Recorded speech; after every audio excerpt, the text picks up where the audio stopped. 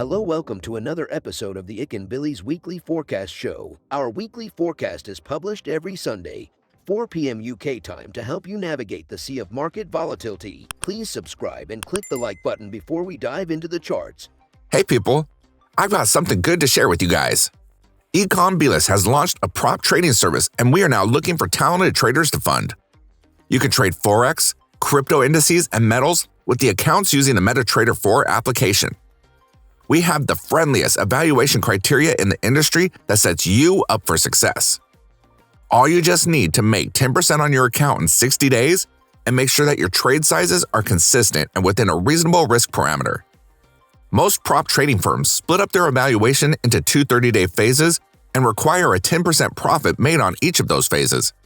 In my opinion, that sets up traders for failure and forces them to take unnecessary risks on the account. Furthermore, we allow you to earn from the get-go. Yes, we reward you for good trading even during your evaluation phase. So wait no longer. Go ahead and sign up for an account at ikanbilis.capital. We're now giving out free challenges for a limited time only. Please join our Discord channel to say hi and find out more. Okay, so for the dollar yen, it looks like there's more downside to come.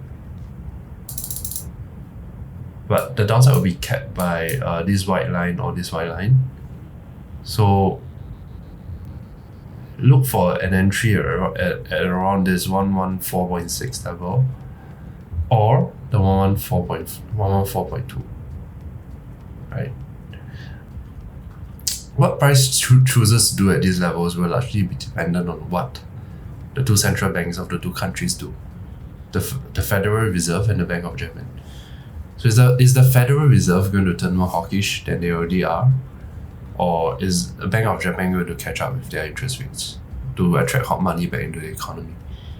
So until this is clear, I think what we will see is the dollar yen continue to trade in this giant channel over here with no and the strategy that you want to take on is to long at the bottom of the channel and short once it crosses the channel or hits the halfway point.